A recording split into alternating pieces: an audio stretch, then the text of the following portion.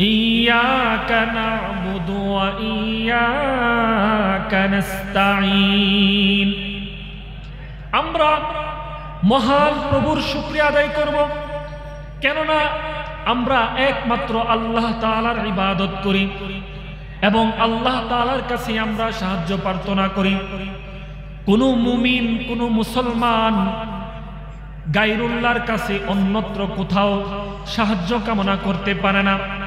সাহায্যের মালিক একজন, চিল্লায় বলেন তিনি হলেন কে? আল্লাহ। মুমিন যখন বিপদে পড়বে সাথে সাথে কোথাও দৌড়াদৌড়ি না করে সাথে সাথে সে আল্লাহ রব্বুল আলামিনকে স্মরণ করবে। মুমিন কোনো কাজে আটক হয়ে যাবে, দুনিয়ার কারো কাছে দৌড়ানোর দরকার নাই, সাথে সাথে মহান রব্বুল আলামিনের স্মরণ করতে হবে। মুমিন কোনো কিছুর সাহায্য করা দরকার, মুমিন অসুস্থ হয়ে গেছে, তার শিফা দরকার, সর্বপ্রথম সে আল্লাহ তাআলার কাছে শিফা চাইবে। ওহে রব্বুল আলামিন, আপনি আমাকে অসুস্থতা থেকে সুস্থতা দান করুন। সবাই বলেন সুবহানাল্লাহ। প্রিয় ভাইরা আমার, মুমিনের প্রতিটা কাজ হবে আল্লাহ তাআলার সন্তুষ্টির জন্য। কেউ যদি আল্লাহ তাআলার সন্তুষ্টি ছাড়া মানুষের সন্তুষ্টির জন্য কাজ করে তাহলে সে প্রকৃত মুমিন হইতে পারবে না। আর কেউ যদি শুধুমাত্র আল্লাহ তাআলার সন্তুষ্টির জন্য কাজ করে এবং আল্লাহ তাআলাকে রাজি খুশি করার জন্য দিনের শুরু থেকে রাত্রের শেষ পর্যন্ত মেহনত করে যায়, আল্লাহ রব্বুল আলামিন তার আখিরাতের জিম্মাদার হিসেবে যথেষ্ট হয়ে যাবেন। সুবহানাল্লাহ। প্রকৃত মুমিনের কয়েকটা বৈশিষ্ট্য রয়েছে, কোরআনে কারিমের সূরা মুমিনুনের মধ্যে আসছে, قد أفلح المؤمنون الذين هم في صلاتهم خاشعون والذين هم عن اللغو معرضون والذين هم للزكاة فاعلون والذين هم لفروجهم حافظون الله أكبر। প্রকৃত মুমিন কাকে বলা হয়? প্রকৃত মুমিনের বৈশিষ্ট্য কি কোরআনে কারিমের মধ্যে আল্লাহ তাআলা নিজেই ইরশাদ করেন। মুমিন তখনই সফলতা অর্জন করবে যখন তারা 5 ওয়াক্ত নামাজের ক্ষেত্রে যথেষ্ট হয়ে যাবে, সযত্ন হয়ে যাবে। 5 ওয়াক্ত নামাজের ঠিকমতো আদায় করবে, 5 বার যে আল্লাহ তাআলার দরবারে সে নিজের কপালটাকে সিজদার মধ্যে লাগাইবেন, ওই ব্যক্তি হলেন প্রকৃত মুমিন। আর ওই ব্যক্তির পবিত্রতার ক্ষেত্রে স্বয়ং ঘোষণা দিয়েছেন একজন, তিনি হলেন কে? আল্লাহ। দ্বিতীয় নম্বর, ওয়াল্লাযীনা হুম আনিল লাগযি মুরিদুন। প্রকৃত মুমিন হইল তারা যারা অহিতুক কথাবার্তা কর্মকাণ্ড থেকে নিজেদেরকে বাঁচিয়ে রাখে। এবং সাথে সাথে বলা হচ্ছে যারা যাকাত আদায়ের ক্ষেত্রে সযত্ন থাকে, যাকাত আদায় করে, এবং যারা যাকাত আদায় করে এবং যারা নিজের লজ্জাস্থানটাকে হেফাজত করে। প্রিয় ভাইয়েরা আমার, মুমিন হইতে হইলে আল্লাহ তাআলা যেভাবে ইরশাদ করেছেন, রাসূল যেভাবে ইরশাদ করেছেন, সেইভাবে আপনাকে চলতে হবে। তাহলে যিনি আপনাকে আমাকে উভয় জাহানের সফলতা দিবেন তিনি হলেন আল্লাহ। প্রিয় ভাইয়েরা আমার, হাদিসের মধ্যে আসছে যারা শাবুন নাশাত মিন ইবাদাতিল্লাহ, আল্লাহ তাআলার ইবাদত করবে, তারাও হলো প্রকৃত মুমিন। একবার চিন্তা করুন, যখন হাসরের মাঠ কায়েম হয়ে যাবে, কেউ কাউকে চিনবে না, কেউ কাউকে পরিচয় দিতে চাইবে না, চতুর্দিকে শুধু জনতা, মানুষ আর মানুষ, মানুষ আর মানুষ থাকবে, কেউ কাউকে চিনবে না। হাসরের মাঠ কায়েম হয়ে গেছে। যেদিন সূর্যটা থাকবে মাথার 1 বিঘাত উপরে, চতুর্দিকে মানুষ শুধু হাহাকার করতে থাকবে, বলতে থাকবে ইয়া লাইতানি কুনতু তুরাবা, হায় আমি যদি মাটি হয়ে যাইতাম। যখন হাসরের মাঠ কায়েম হয়ে যাবে, কেউ কাউকে চিনবে না, তখন আল্লাহ রব্বুল আলামিন আরশে আজিমের নিচে পরম ঠান্ডা এসির নিচে কিছু মানুষকে আল্লাহ রাব্বুল আলামিন স্থান করে দিবেন। তার মধ্য থেকে অন্যতম একজন হলেন শাবুন নাশাত মিন ইবাদাতিল্লাহ, যার যৌবনের শুরু থেকে বৃদ্ধ পর্যন্ত আল্লাহ তাআলার সাথে ভালোবাসা হবে, যার যৌবনের শুরু থেকে বৃদ্ধ হওয়া পর্যন্ত আল্লাহর রাসূলের সাথে ভালোবাসা থাকবে, যাদের সুহবত আর সংস্রব থাকবে আলেম ওলামার সাথে, মাদ্রাসার সাথে, যাদের ভালোবাসা থাকবে মাদ্রাসার ছাত্রদের সাথে। কিয়ামতের সেই ভয়াবহতার সময় আল্লাহ রাব্বুল আলামিন ওই 7 শ্রেণীর একজনকে শাবুন নাশাত মিন ইবাদাতিল্লাহকে আল্লাহ তাআলা আরশে আজিমের নিচে স্থান করে দিবেন। সুতরাং যারা আল্লাহ তাআলার ভালোবাসা চাইতে চায়, আল্লাহ তাআলার ভালোবাসায় যারা আগ্রহী হইতে চায়, তাহলে এই আল্লাহ তাআলার হুকুম অনুযায়ী চলতে হবে। যদি হুকুম অনুযায়ী চলি তাহলে আল্লাহ তাআলা আমাদের দুনিয়া আখিরাতের সফলতা দান করবেন। সুবহানাল্লাহ। প্রিয় ভাইয়ের আমার, আল্লাহর রাসূল সাল্লাল্লাহু আলাইহি ওয়াসাল্লাম বলেন, তুমি 3 জনের একজন হও। তুমি নিজে আলেম হও, কোন আলিমান, না হয় তোমার নিজের সন্তান, নিজের ছেলে মেয়েদেরকে আলেম বানাও। যদি তাও তোমার দ্বারা সম্ভব না হয় তাহলে তুমি আলেমদের সাথে মহাব্বত রাখো, ওঠা বসা আলেমদের সাথে করো, তাহলে দুনিয়া আখিরাতের কল্যাণ সম্পর্কে কিছু ধারণা পাওয়া যাবে। যেই কল্যাণের কথা ইরশাদ করেছেন আকায়ে নামদার তাজদারে মদিনা মুহাম্মদুর রাসূলুল্লাহ সাল্লাল্লাহু আলাইহি ওয়াসাল্লাম, যেই নবীর ক্ষেত্রে বলা হয়েছে বালাগাল উলা বিকামালিহি কাশাফাদ দুজা বিজামালিহি হাসুনাত জামিউ খিসালিহি সাল্লু আলাইহি ওয়া আলিহি। এ আকাশে বাতাস গ্রহ তারা কুল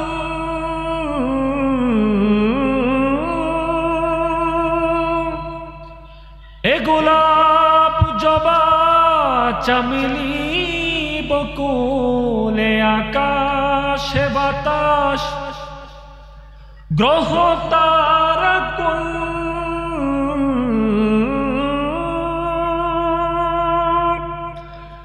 এ গোলাপ জবা চামেলি বকুল, সবই হে প্রিয় তোমারি শনে, সবই হে প্রিয় তোমারি শনে, গাহিব তোমার তুলনা নাহি।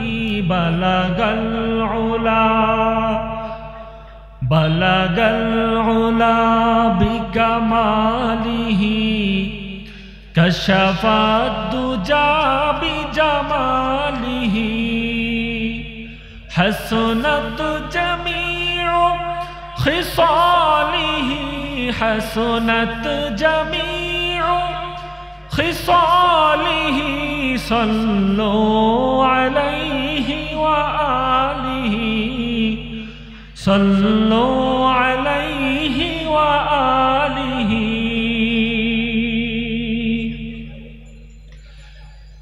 যত সুর আছে এই জীবনে,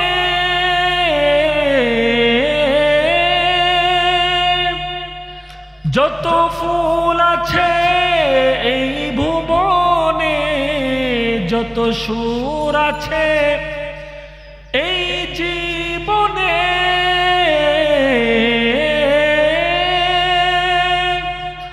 যত ফুল আছে এই ভুবনে, সবই হে প্রিয় তোমারি শনে, সবই হে প্রিয় তোমারি শনে, গাহিব তোমার তুলনা নাহি। বালাগাল উলা বালাগাল উলা বিকামালিহি কাশাফাদ দুজা বিজামালিহি হাসনাত জামিউ খিসালিহি হাসুনাত জামিউ খিসালিহি সাল্লু আলাইহি ওয়া আলিহি সাল্লু আলাইহি ওয়া আলিহি। মারহাবা। প্রিয় ভাইরা আমার, মুহাম্মাদুর রাসূলুল্লাহ সাল্লাল্লাহু আলাইহি ওয়াসাল্লাম যিনি মানুষদেরকে দাওয়াত দিয়ে গেছেন, মানুষদেরকে এমন ভাবে দাওয়াত দিয়েছেন যে বলেছেন কুলু লা ইলাহা ইল্লাল্লাহ তুফলিহুন।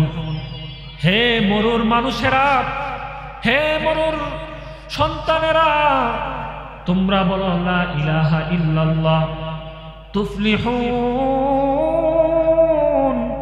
তোমরা সফলতা অর্জন করে ফেলবে। সুতরাং যার জীবন হবে লা ইলাহা ইল্লাল্লাহর আদর্শে আদর্শিত, যার জীবন হবে মুহাম্মদুর রাসূলুল্লাহর নির্দেশিত, যার আদর্শ আর আদর্শে জীবনটা সাজাইতে পারলো, আল্লাহ তাআলা তাকে দুনিয়া আখিরাতের সফলতা দান করবেন। আর যার জীবন কোরআনের অনুসারে হইল না, রাসূলের তরিকা অনুযায়ী সাজাইতে পারলো না, তার হইল বদকিসমত।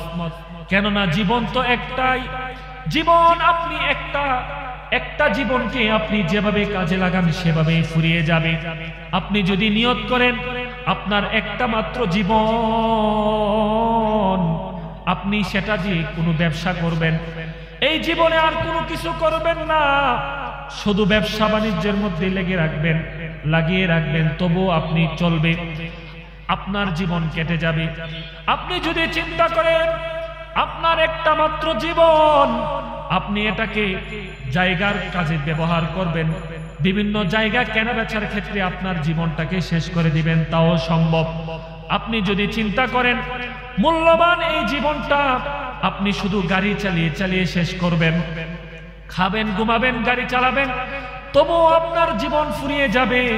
আবার যদি চিন্তা করেন আপনার এই মূল্যবান জীবনটা দেশ বিদেশ ঘুরে ঘুরে আপনি কাটিয়ে দিবেন, তাও সম্ভব হবে। জীবন থেমে থাকবে না, জীবন তার সময়ের ব্যবধানে শেষ হয়ে যাবে। আপনি যদি চিন্তা করেন আপনার এই মূল্যবান জীবনটা কোনো কিছুই করবেন না, গাড়ি চালাবেন না, ব্যবসা করবেন না, কোনো কিছু করবেন না, দেশ বিদেশও সফর আপনি করবেন না, তবুও জীবন শেষ হয়ে যাবে। ঘড়ির কাঁটা যেটা ফুরিয়ে যায় সেই কাঁটা আর ফিরে আসে না। দিন যেটা শেষ হয়ে যাবে কিয়ামত পর্যন্ত, এই দিন এই সময়টা আর ফিরে আসবে না। যে সপ্তাহটা শেষ হয়ে যায় সেই সপ্তাহ আর আসবে না। যেই মাস ফুরিয়ে যায় সেই মাস সেই বছর আপনার জিন্দেগির মধ্যে আসবে না। এখন চিন্তার বিষয় হইল আপনি যদি চিন্তা করেন আপনার এই মূল্যবান হায়াতটা আল্লাহর হুকুমে রাসূলের তরিকা অনুযায়ী সাজাইবেন, আপনার এই মূল্যবান হায়াত, এই হায়াতের শুরু আছে শেষ নাই, আখিরাতের অবস্থানে। কিন্তু দুনিয়ার হায়াত যার শুরু আছে শেষ আছে, মধ্য দিয়ে আপনার হিসাব নিকাশ করতে হবে আল্লাহর কাছে। তাহলে এই সময়টা আপনি কিভাবে কাটাইবেন? যদি চান আল্লাহর রাসূলের কথা অনুযায়ী চালাইবেন, তাহলেও আপনার জীবন কেটে যাবে। আসুন হিসাব করি, কার জীবন ধন্য হয়ে গেল? যে জীবন শুধুমাত্র ড্রাইভারি করলো, আল্লাহর রাসূলের কথা অনুযায়ী চলল না, তার জীবন ধন্য হইল না। যেই জীবন শুধু ব্যবসার মধ্য দিয়ে যার জীবন কাটিয়ে দিল, তার জীবনটাও ধন্য হইল না। যে চিন্তা করলো আমি শুধু দেশ বিদেশ ঘুরে ঘুরে কাটাইয়া দিব, তার জীবনও ধন্য হইল না। যে ব্যক্তি চিন্তা করলো আমার এই মূল্যবান হায়াত আমি কোনো কিছুই করব না, কোনো কাজেই লাগাইব না, বসে বসে খাইব আর ঘুমাইব, দিন কি দিন শেষ করে দিব, তার জীবনটাও ধন্য হইল না। আর যদি চিন্তা করে আমি আমার মূল্যবান হায়াতটা আল্লাহর রাসূলের অনুযায়ী চালাইব, যেভাবে চলেছেন সাহাবায়ে কেরাম, যেভাবে চলেছেন হযরত সাইয়্যিদুনা হযরত আবু বকর সিদ্দিক রাদিয়াল্লাহু তাআলা আনহু, আমি আমার এই মূল্যবান জীবনটাকে এমন ভাবে কাটাইব যেভাবে জীবন কাটিয়ে গেছেন হযরত ওমর রাদিয়াল্লাহু তাআলা আনহু। আর যদি চিন্তা করেন আমার জীবনটা এমন ভাবে কাটাইব যেভাবে কাটিয়ে গেছেন সাইয়্যিদুনা হযরত উসমান আলী রাদিয়াল্লাহু তাআলা আনহু, তাহলে আপনার জীবন হয়ে যাবে ধন্য, আপনার দুনিয়াও কামিয়াব, আখিরাতও কামিয়াব। আর যদি আল্লাহর রাসূলের বাইরে আপনার জীবনটাকে কাটাইতে চান, তাহলে দুনিয়াও বরবাদ, আখিরাতও বরবাদ। এই কারণে প্রিয় ভাইয়ের আমার, নিজে আলেম হন, না হলে নিজের একটা সন্তানকে আলেম বানান। এটার অনেক বড় ফজিলত, একটা নিজের ছেলে একজন আলেম হওয়া, আল্লাহর রাসূলের অনুসারী হওয়া, নিজের কোনো সন্তান টুপি পাঞ্জাবি পরতে পারা, এটা সৌভাগ্যের বিষয়, খুশ কিসমত। আল্লাহ তাআলা এমন কিসমত সবাইকে দান করুক, সকলে বলেন আমিন।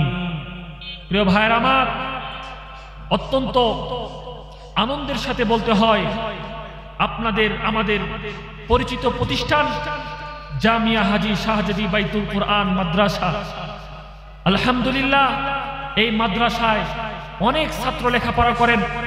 শত শত ছাত্ররা এই মাদ্রাসায় আসছেন। তারা দেশের বিভিন্ন প্রান্ত থেকে এই মাদ্রাসায় এসেছেন। তারা কেউ না কেউ মায়ের সন্তান, কোনো না কোনো মায়ের সন্তান, কোনো না ভাইয়ের ভাই, কোনো না বোনের ভাই, এরকম দূর দূরান্ত থেকে মানুষেরা, ছাত্ররা এলেম আহরণ করতে আসে। অবশ্যই এটার ফজিলত অনেক বেশি। যারা ফজিলত বুঝে, যারা কোরআন হাদিস চেনে, কোরআন হাদিস মতে যারা চলে, তারা বুঝে এই কোরআন হাদিসের কত মর্ম, কোরআন হাদিসের কত মূল্য, কোরআন হাদিসের কত দাম। যারা কোরআন হাদিস অনুযায়ী চলে না, তারা এটা বুঝবে না। কিন্তু ভাই, যদি আপনার এই জীবনটা আপনি কোরআন হাদিস অনুযায়ী না চালাইতে পারেন, আপনার জন্য শুধু আফসোস আর আফসোস। কিয়ামতের ময়দানে যখন মানুষের হিসাব নিকাশ নেওয়া হবে, আমলের ওজন দেওয়া হবে, নেক আমলের হিসাব নেওয়া হবে, বদ আমলের হিসাব নেওয়া হবে। যখন আপনার বদ আমল সবার সামনে পেশ হয়ে যাবে, আল্লাহ পাকের সামনে উন্মোচন হয়ে যাবে, তখন বলবেন যে কি আমল নামা নিয়ে এসেছো দেখি।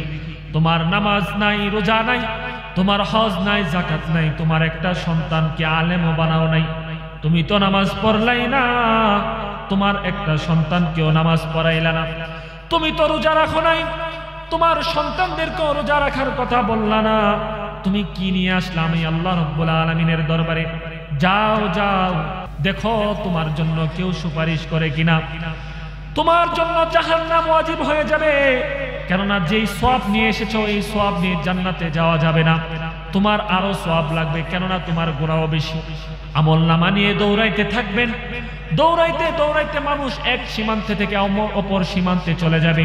পরিশেষে আকায়ে নামদার তাজদারে মদিনা মুহাম্মাদুর রাসূলুল্লাহ সাল্লাল্লাহু আলাইহি ওয়াসাল্লামের কাছে আসবেন। আয়েশা রাসূলের কাছে বলবেন, ইয়া সাইয়্যিদি ইয়া নবী ইয়া রাসূলুল্লাহ ইয়া হাবিবাল্লাহ, আপনি আপনার উম্মত, আমি আপনার বান্দার, আমি আপনার উম্মত। আজকে আমার নেক আমলের কারণে আমি আটক হয়ে গেছি, আমার জন্য সুপারিশ করুন। রাসূল সাল্লাল্লাহু আলাইহি ওয়াসাল্লাম বলবেন, দাও দেখি তোমার আমলনামা কি নিয়ে এসেছো। রাসূল সাল্লাল্লাহু আলাইহি ওয়াসাল্লাম আপনার আমলনামা নিয়ে চেক করবেন। চেক করে দেখবেন ফজরের নামাজ নাই, জোহরের নামাজ নাই, আসর নাই, মাগরিব নাই, এশা নাই, শনিবার দিন নামাজ নাই, রবিবার দিন নামাজ নাই। হায় আফসোস, রাসূল সাল্লাল্লাহু আলাইহি ওয়াসাল্লাম শুধু পাতা উল্টাইবেন আর দেখবেন শুক্রবার নামাজ নাই, প্রথম সপ্তাহ নামাজ নাই, জানুয়ারিতেও আপনার নামাজ নাই, ফেব্রুয়ারিতেও নাই, মার্চ এপ্রিল নাই, ডিসেম্বর পর্যন্ত আপনার কোনো নেক আমল নাই। জীবনের শুরু থেকে আপনি জীবনটা কদর করেন নাই, মূল্যবান এই হায়াতটা আপনি ধ্বংস করে দিয়েছেন। আপনি যখন 15 বছর বয়সে বালেগ হইলেন তখনও আপনার ইবাদত নাই, 16 বছরেও আপনার ইবাদত নাই, যখন আপনি 25 বছর হইলেন তখনও বেশি ইবাদত করেন নাই। তখন আপনার আমলনামা দেখে পেয়ারা নবী মুহাম্মদুর রাসূলুল্লাহ সাল্লাল্লাহু আলাইহি ওয়াসাল্লাম বলবেন, হায়রে উম্মত, এর জন্য কি আমি এত কষ্ট মুজাহাদা করেছি? হায়রে উম্মত, তোমার নামাজের এই অবস্থা, নেক আমলের এই অবস্থা, তোমার হুকুম আহকাম পালনের ক্ষেত্রে এই অবস্থা, এর জন্যই কি আমার এই নবুয়তের 23টি বছর ব্যয় করেছি? হায়রে উম্মত, এই দিনের দাওয়াত দিতে গিয়ে আমি আমার দাঁতটাকে হারাইলাম। উহুদ পাহাড়ে আমার দাঁত, উহুদ পাহাড়ে কত কষ্ট করলাম, যুদ্ধের ময়দানে কাফেরের আঘাতে আমার দাঁতটা শহীদ করে ফেললাম। হায়রে উম্মত, এর জন্যই কি এত কষ্ট করলাম? নিজের মাতৃভূমি মক্কাকে ছেড়ে মদিনায় হিজরত করলাম। এই দিনের দাওয়াত দিতে গিয়ে কত পেটের মধ্যে আমি পাথর বাঁধিলাম। হায়রে উম্মত, তুমি আজকে আমার জন্য এটা কি আনলা? তোমাদের জন্য কত চোখের পানি জড়াইলাম, কত মায়ের না আমি দিনের ক্ষেত্রে সহ্য করলাম। তুমি দেখি নামাজ পড়ো নাই, রোজা রাখো নাই, আল্লাহর হুকুম মানো নাই। তোমাকে তো দুনিয়াতে ওয়াজের মাধ্যমে, আজানের মাধ্যমে, মসজিদের মিম্বরের মাধ্যমে তোমার কাছে নামাজের ফজিলত, নামাজের এলান তোমার কাছে পৌঁছানো হয়েছিল, তুমি মানো নাই। তোমার বাড়িতে মাইকের আওয়াজ পৌঁছায় দেওয়া হয়েছিল, তুমি কোরআনের মাহফিলে আসো নাই, আল্লাহ তাআলার হুকুমকে তুমি ভালোবাসো নাই, কোরআনের মজলিসও আসো নাই, কোনো কিছুতেই তোমাকে পাওয়া যায় না। তখন প্যারা নবী মুহাম্মদুর রাসূলুল্লাহ সাল্লাল্লাহু আলাইহি ওয়াসাল্লামের সামনে কি জবাব দিবেন? তাই আসুন নিজের আমলনামাকে আমরা খালেস রাখি, নিজের আমলনামাকে ঠিক রাখি, নিজের পরিবার পরিজনদের মধ্যে আমরা সুন্দর মুআমালা মুআশারা করি, সবাইকে মিলে আল্লাহর হুকুম মানি। তাহলে সফলতা যিনি আমাদেরকে দান করবেন, চিল্লায় বলেন, তিনি হলেন কে? প্রিয় ভাইয়েরা আমার, কত রিক্সা চালক আল্লাহ তাআলার ইবাদত করতে করতে আল্লাহর ওলি হয়ে গেছেন, কত দোকানদার আল্লাহ তাআলার ইবাদত করতে করতে আল্লাহ তাআলার ওলি হয়ে গেছেন।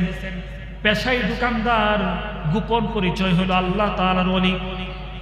পেশায় রিক্সা চালক, তার গোপন পরিচয় হইল সে রিক্সা চালায় আর মনে মনে যার জিকির হলেন, যার জিকির করেন তিনি হলেন আল্লাহ।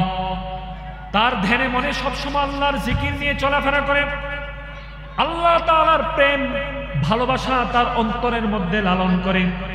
কত ড্রাইভার সে ড্রাইভারি করে, তার গোপন পরিচয় হইল আল্লাহ তাআলার ওলি। কত নৌকার মাঝি সে আল্লাহ তাআলার ইবাদত করে করে আল্লাহ তাআলার ওলি হয়ে গেছে। কত ব্যস্ততম মানুষ আল্লাহ তাআলার হুকুম মেনে মেনে তার গোপন পরিচয় করে নিয়েছে সে একজন আল্লাহর ওলি। আমি আপনি কেন পারবো না? প্রিয় ভাইয়ের আমার, ছোট্ট একটি ঘটনা। এক রুটির দোকানদার সাহেবুল খাব্বাস, সে রুটি বানায়, আল্লাহ তাআলার সাথে তার সম্পর্ক। সে রুটি বানায়, তার জিকির হলো আল্লাহ তাআলার সাথে। সে রুটি খামিরা বানায়, তার জিকির হলো আল্লাহর সাথে। সে তার রুটির খামিরা বানায়, রুটি ছেক দেয়, জয় করে, যত কাজই সে করে না কেন মনে মনে আল্লাহ পাকের জিকির করে। আর জিকির করতে করতে এক সময় সে আল্লাহর ওলি হয়ে গেছে। আল্লাহু আকবার, আল্লাহু আকবার। কত ব্যবসায়ী জিকির করতে করতে আল্লাহর ওলি হয়ে গেছে। আমি আপনি যদি না হইতে পারি, আমি আপনার জন্য হলো বদকিসমত। সুতরাং আল্লাহ তাআলার হুকুম মানলে আমাদের দুনিয়াতেও শান্তি, আখিরাতেও শান্তি, ঠিক না বেঠিক? প্রিয় ভাইয়ের আমার, আল্লাহর হাবিব মুহাম্মদুর রাসূলুল্লাহ সাল্লাল্লাহু আলাইহি ওয়াসাল্লাম ইরশাদ করেন, আসহাবী কান্নুজুম ফাবিআইহিম ইক্তাদাইতুম ইহতাদাইতুম। হে আমার উম্মত, আমার সাহাবায়ে কেরাম হলেন এক একজন আসমানের তারকার মতো। তোমরা যারই অনুসরণ করো তোমরা রাস্তা পেয়ে যাবে, হেদায়েত পেয়ে যাবে। এখন কথা হলো, সাহাবায়ে কেরাম যে আদর্শ হয়ে গেছেন, সাহাবায়ে কেরাম যে আকাশের তারকা হয়ে গেছেন, এই সাহাবায়ে কেরামই ইসলাম আসার আগে এক একজন ডাকাত ছিলেন, এক একজন খুনি ছিলেন, এক একজন সন্ত্রাস ছিলেন, এক একজন লুটতরা চাঁদাবাজ ছিলেন, ঠিক না ঠিক? কিন্তু সেই সাহাবায়ে কেরাম সেই রাসূলের আহবাব, রাসূলের বংশধর, রাসূলের উম্মত, রাসূলের আদর্শকে ধরার কারণে এক একটা ডাকাত হয়ে গেছে আল্লাহর ওলি সাহাবী। সুবহানাল্লাহ। এক একজন ধর্ষক, এক একজন খুনি, তারা হয়ে গেছে আল্লাহর ওলি সাহাবী। নাম নিতে বলা হবে রাদিয়াল্লাহু তাআলা আনহু, আল্লাহ তাদের উপর রাজি হয়ে গেছেন। ভাইরা আমার, রাসূল সাল্লাল্লাহু আলাইহি ওয়াসাল্লাম যে যুগে এসেছেন সেই যুগের মানুষেরা ছিল বর্বর। মানুষ মানুষকে খুন করত, মানুষ মানুষকে অত্যাচার করত, ভাই ভাইকে খুন করত, সন্তান মা বাবাকে মান্য করত না, সন্তান মা বাবার অবাধ্য ছিল, জাতির রাহবরকে তারা খুন করত, ভালো কাজের মধ্যে তাদেরকে পাওয়া যাইত না। সেই সময় রাসূল সাল্লাল্লাহু আলাইহি ওয়াসাল্লাম এই জাতির জন্য রহমত আর কল্যাণ নিয়ে আসেন। যারাই রাসূলের আদর্শকে ধারণ করেছেন তারাই হয়ে গেছেন সোনার তরী, তারাই হয়ে গেছেন আসহাব, তারাই হয়ে গেছেন আন-নুজুম। এক একজন আসমানের তারকা। সুবহানাল্লাহ। সুতরাং আপনি আমিও যদি যে পেশার মধ্যে থাকি, পাশাপাশি যদি আল্লাহ তাআলার হুকুমটাকে মেনে চলে, আল্লাহ তাআলার হুকুমটাকে মেনে যদি আমাদের জীবনটাকে সাজাই, তাহলে আমাদের কোনো লস হবে না। লাভ হবে একটা হলো, আল্লাহ তাআলা আপনাদেরকে শেষ পরিণাম জান্নাতুল ফিরদাউস নসিব করবেন। সকলে বলেন আমিন। এই কারণে প্রিয় ভাইরা আমার, বাঁচবো তো আল্লাহ তাআলার জন্য বাঁচবো, মরবো তো আল্লাহর জন্য মরবো, খাবার খাইবো তো আল্লাহ তাআলার জন্য খাইবো, আমরা রোজা রাখবো তো আল্লাহ তাআলার জন্যই রোজা রাখবো, মাদ্রাসায় পড়বো তো আল্লাহ তাআলার জন্যই পড়বো, আমরা আলেম হব আল্লাহ তাআলার জন্যই হব, আমরা বক্তা হব আল্লাহর জন্যই হব, শ্রোতা হব আল্লাহর জন্যই হব। প্রিয় ভাইরা আমার, আল্লাহ সুবহানাহু ওয়া তাআলা ইরশাদ করেন, আল্লাহ তাআলা বলেন, ইয়াকা না'বুদু ওয়া ইয়াকা নাস্তাঈন।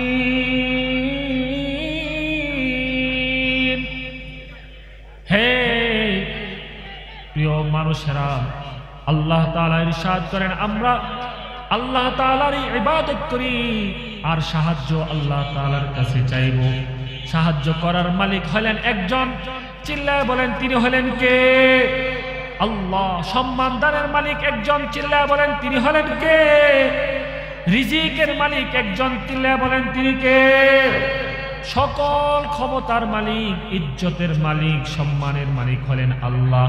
আল্লাহ আল্লাহর রাসূলের হুকুম অনুযায়ী চললে দুনিয়াতে সুখ থাকবে, আর যদি হুকুম অনুযায়ী না চলি তাহলে দুনিয়াতে কোনো সুখ থাকবে না। প্রিয় ভাইরা আমার, নামাজ, রোজা, হজ, যাকাত এগুলো হইল আল্লাহ তাআলার হক, হুকুকুল্লাহ। আর আরেকটা হইল হুকুকুল ইবাদ, বান্দার সাথে সম্পৃক্ত।